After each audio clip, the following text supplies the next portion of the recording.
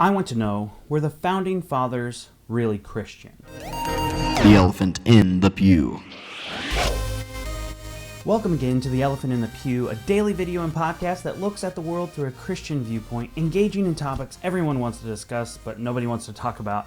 I'm Stephen Winton, and we are back with a new format. Until now, you've probably heard of us from our podcast, but now not only can you get our audio podcast daily from our website at elephantpew.com, you can get our audio podcast at other podcast outlets and YouTube.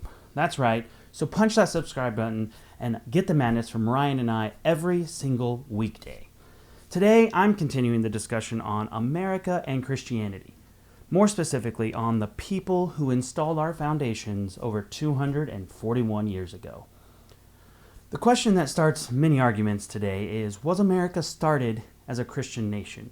And though I will get to that later, honestly, I believe a better question is the one that many really want to know: were our founding fathers Christian? This is a far more difficult question to answer because we can't really know if someone is a follower of Christ except for through their actions. And those can be hidden and fabricated, especially throughout history. Even though Scripture is pretty clear, you will know them by their fruits, our biggest issue then is, how do we sift through history and know their deeds in light of myths, legends, and stories? We can easily look at personal correspondence, public articles, and through historically documented events. But we soon realize that politics then are very similar to politics now.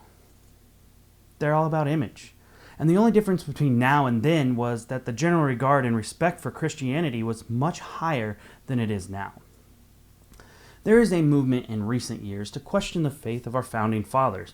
And though I really do disagree with this attempt, because there is no evidence that would suggest that our founding fathers knew anything but a creator. So the short answer to the atheist question is pretty clear. None of our founding fathers were atheists. Now, many scholars, including David Holmes, author of The Faiths of Our Founding Fathers, share that through evidence and research, we come to the understanding that some, if not many, of our founding fathers were in fact deists. This might make some sense because during the Revolutionary time, many colleges and university attenders were influenced by logic and reason, and they chose to assume that human experience and rationality, rather than the religious dogma and mystery, determines the validity of human beliefs.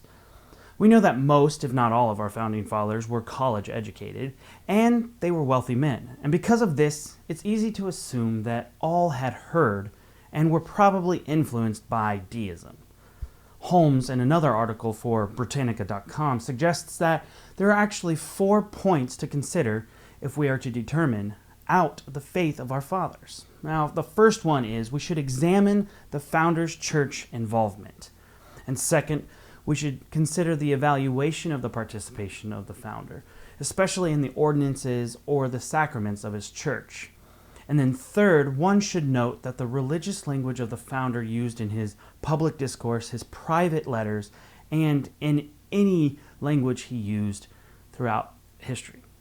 And fourth and finally, one should consider what friends, family, and above all else, clergy said about the founder's religious faith.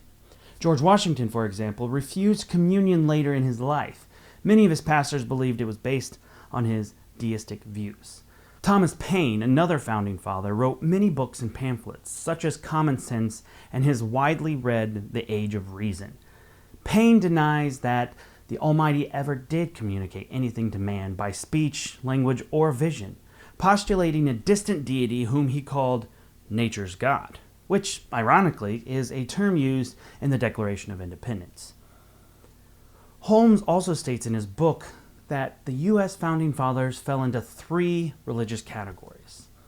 The smallest group is the founders who actually left their Judeo-Christian heritage and became advocates of the Enlightenment religion of nature and reason called deism.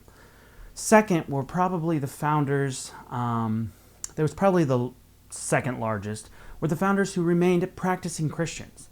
They retained a supernaturalist worldview, a belief in the divinity of Jesus, and an adherence to the teaching of their denomination. Now, Holmes also finds that most of the wives and daughters of the founding fathers, regardless of if they were the founders were, remained in this group. The largest group he postulates is that those founders who retained Christian loyalties and the practices, but were influenced heavily by deism. They believed in little to no miracles, and they were not much in the realm of believing in the supernatural. Much can be said about the questions raised and the discussions had amongst our founding fathers. Personally and publicly, they were very intellectual. We do know that they were not atheists. In fact, they were all attendees and members of their respective churches. There are many letters and statements that have been wildly misquoted and taken out of context to support a personal belief of a particular modern author. It's hard to determine one's heart and personal belief without an in-depth conversation with the individual, which of course at this point in time is impossible to do with our founding fathers. However, Ryan, I do agree with you, is that our founding fathers were indeed brothers of the faith and supported the church in its ministry. More so, they started every congregational meeting with prayer. It supports more so than anything that they were believers. Now, truth be told, I do not believe that all of our founding fathers were Christian, but they weren't all deists either. To believe that all were either one or the other is illogical thinking. I believe that all three groups that Holmes stated were indeed involved in the creation of our beloved United States of America. Now, I said I was going to answer that first question, and here it goes. I believe that the United States was not created as a Christian nation.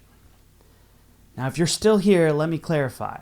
I believe, as Mark David Hall, who is a distinguished professor at William Penn Honors Program at George Fox University, and he believes while America did not have a Christian founding in the sense of creating a theocracy, its founding was deeply shaped by Christian morals. More important, it created a regime that has been hospitable to Christians, but also to other practitioners of other religions. His direct quote here says, "Christian ideas underlie some key tenets of America's constitutional order, and the Founding Fathers clearly thought moral considerations should inform legislation. America has drifted from these first principles, and we would do well to reconsider the wisdom of these changes." So what do you think? Were all the Founding Fathers deists, or were they all Christians? We want to hear from you. And if you have any topics or questions that you would like us to address, please comment below or email us at hello@elephantpew.com. Don't forget to like this video and be sure to subscribe to Elephant in the Pew for your daily videos. If you missed Ryan's video yesterday, please be sure to check it out right here. Thanks so much for watching and listening to the episode of Elephant in the Pew about the Founding Fathers' faith. I'm Stephen Witten. God bless.